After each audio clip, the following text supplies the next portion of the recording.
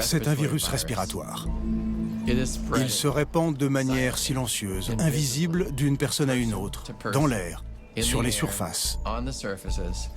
Chaque seconde compte quand on cherche à localiser le virus, à le comprendre et à fabriquer des vaccins, des médicaments et des tests de diagnostic qui sauveront des vies.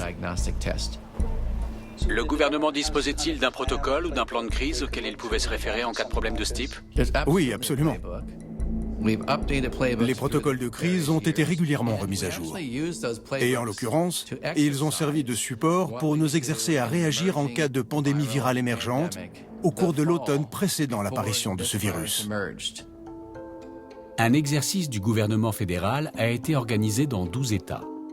Il simulait une pandémie présentant d'étranges similitudes avec la catastrophe sanitaire imminente.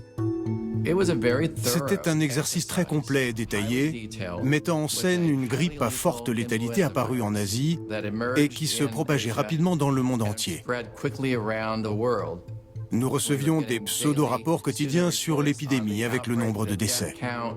Il apparaît aujourd'hui que les erreurs commises lors de cet exercice préfiguraient les échecs de la réponse à la pandémie de Covid. Alors pourquoi le gouvernement n'a-t-il pas tiré les leçons nécessaires pour se préparer à la catastrophe? Le défi a toujours été de savoir qui devait mener la réponse. Au sein du groupe de réaction aux catastrophes, nous réunissions un réseau d'experts de la santé et des services sociaux. Ces réunions se déroulaient à la demande de l'ASPR.